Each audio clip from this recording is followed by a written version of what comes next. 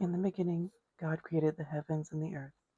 Now the earth was without shape and empty, and darkness was over the surface of the watery deep. But the Spirit of God was moving over the surface of the water. God said, "Creation of light," and there was light. God saw that the light was good, so God separated the light from the darkness. God called the light day, and the darkness night. There was evening, and there was morning, marking the first day.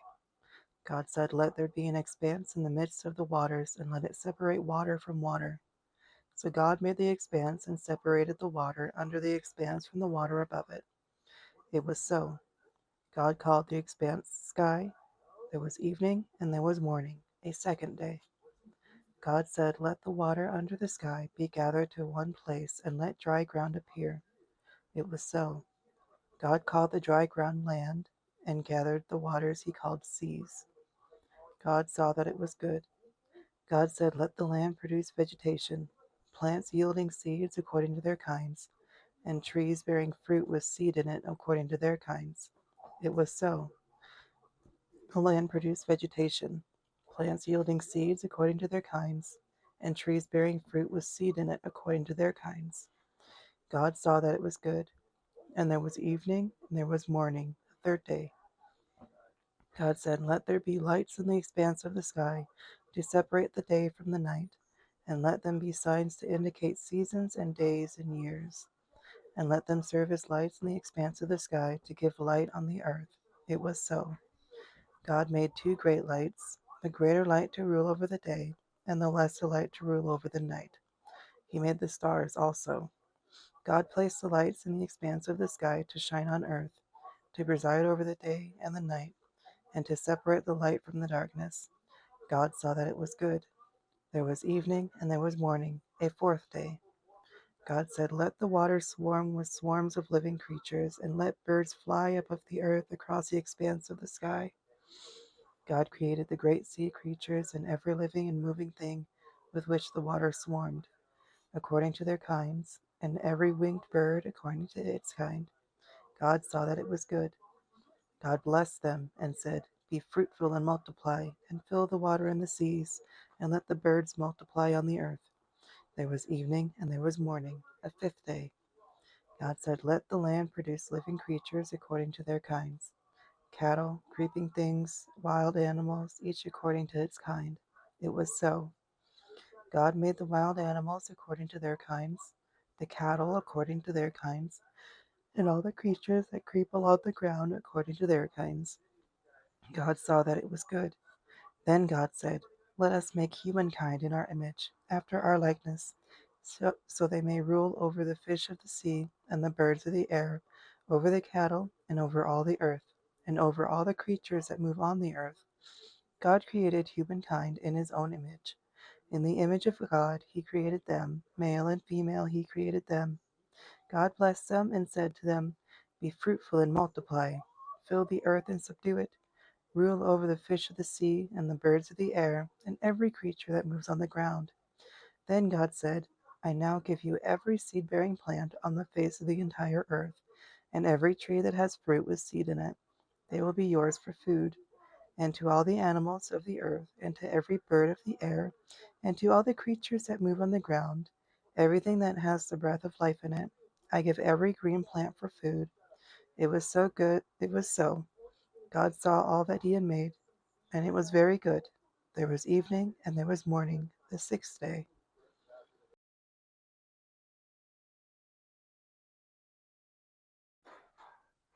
Hello, and welcome to the first segment of a little Bible study I'm doing. I've been wanting to start doing this for a while now, and I figure there's no better place to start than Genesis. So we read through the whole chapter 1 of Genesis, and really it just describes the earth, the world that we know. And it is not exactly what we were taught in school. There is earth, there is water, there's the sun and the moon and the stars, but they are all contained in one thing. Like, we are in a snow globe, almost. I mean, it does snow in some places, but not everywhere. But like, there's the earth and the firmament above it, called the heavens, that separates the waters from the waters. So we're in a bubble, a water bubble, and then there's the earth and all of, the countries and seas and all that. And then above us is the sky and the heavens. And that does not sound like a sphere of land floating in space. That does not sound like that at all. And the sun, the moon, and the stars are put in that heavenly upper firmament. Like, it's in here with us. It's just not out outside of the sphere of water.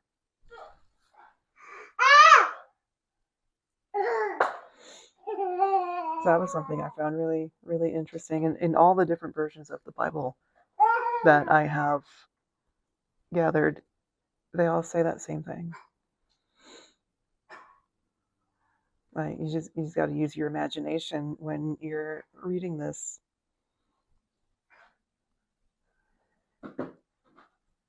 Like, he created the light for day and separated it from the darkness and created day and night. And then there was an expanse created in the midst of the waters to separate the waters from the waters. And the expanse was the sky. And then the water that was still under the sky was gathered into one place, and the dry ground appeared. It says nothing about a sphere at all. And then he created the sun, the moon, and the stars, and put them in the firmament of the heavens, still within the water. And then he went through and created all of the plants, all of the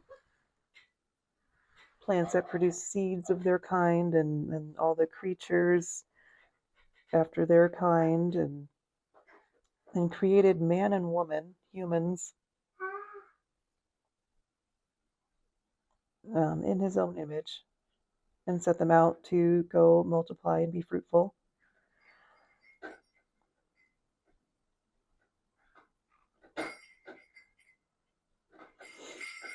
And we were given everything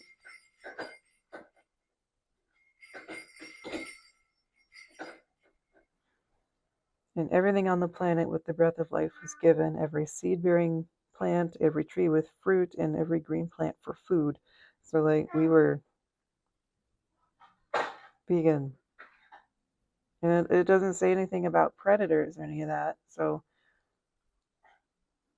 that hints at, like, all of the creatures being vegan, and, like, everything was good. So why did he make Adam and Eve?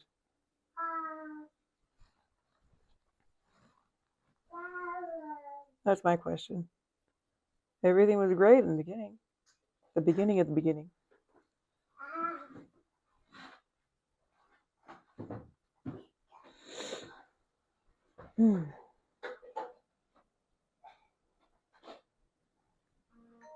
I don't know. I got more studying to do, but this is